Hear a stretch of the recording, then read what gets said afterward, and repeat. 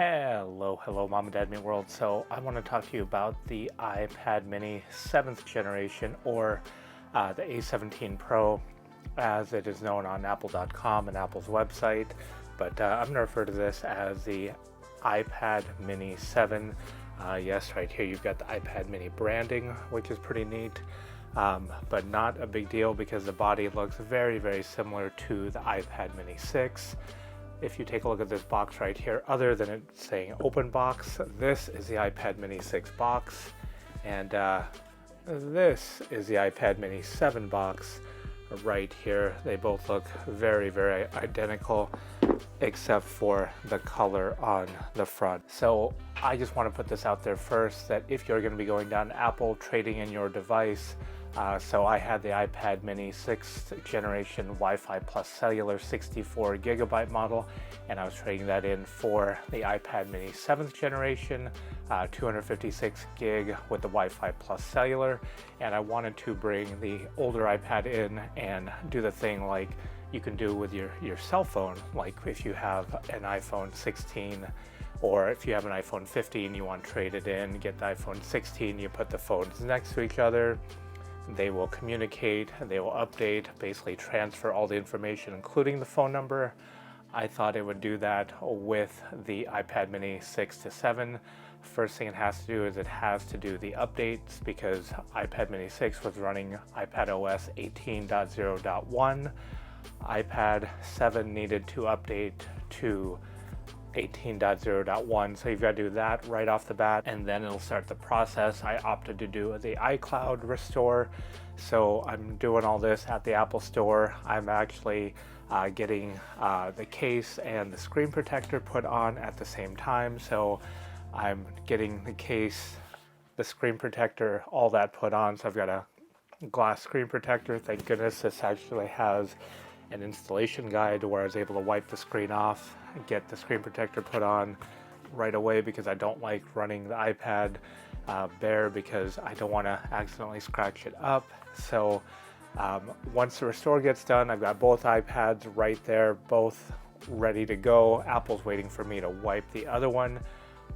I put the iPads next to each other. It says, hey, do you want to transfer the phone number? And I'm like, yes, I do want to transfer the phone number. Well, I get an error saying it is not compatible. Apple's telling me, hey, we don't really do the iPad SIM transfer, so you're going to have to go to your carrier, which is Verizon.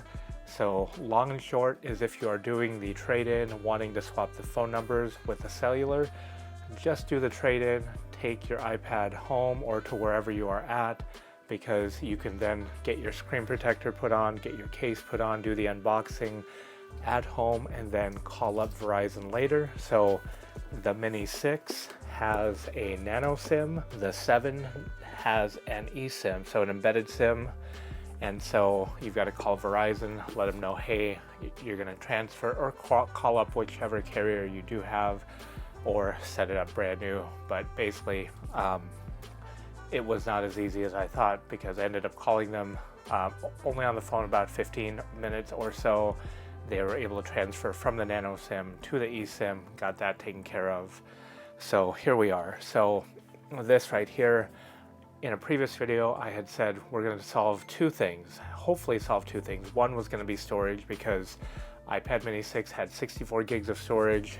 This has 256 gigs of storage, and so storage issue, not a problem, because when it all did its thing, I'm not sure if all the apps had loaded up yet, we've got 215 gigs free, and that's quite a bit free out of the 256 gigs that is available total on this.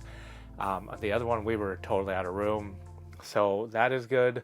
The other is the speed issue, and I've seen quite a few other YouTube channels say, hey, if you have the 6 already, there's really no need to go to the 7 unless like your battery, there's something wrong with it. So when we traded in the 6 for the 7, Apple does a full diagnostic check.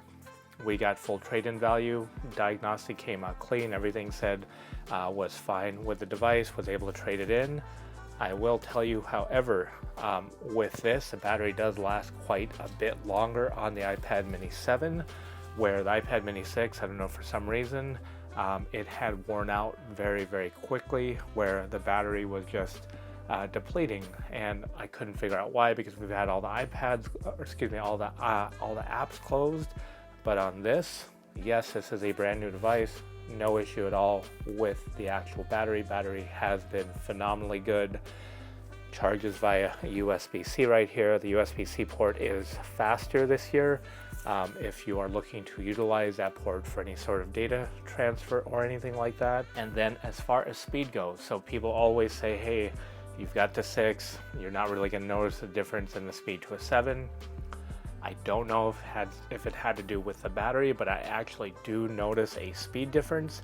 And we're not talking about like the iPad Pro with the M4, the 11, or the 13, where that's got that 120 Hertz ProMotion. We're talking about the A17Pro chip in this, but you actually, to me, it feels faster, it feels more fluid. But again, we're not talking 120 Hertz ProMotion fluid, but I'm talking about just in the way apps open, apps close, daily use when going from app to app, closing apps, opening apps. It just feels more faster and responsive. Again, can't do anything about the 120 Hertz screen because it doesn't have it, like the iPad Pros with the M4 or any of the other previous iPad Pros. You can go back to the original 10.5-inch iPad Pro with that 120 Hertz ProMotion. Yes, it's going to feel fluid, but I mean, I feel it physically faster, and it could be because of that RAM upgrade to go from 4 gigs of RAM to 8 gigs of RAM. I think that helped tremendously. So long and short, did it solve those two? For the time being, absolutely. I don't think we're going to have an issue in the long run with the storage because, again, we are using this device mainly for content consumption.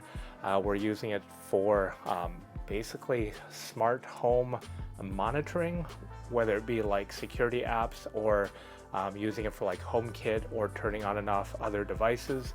We use it for that, use it for reading.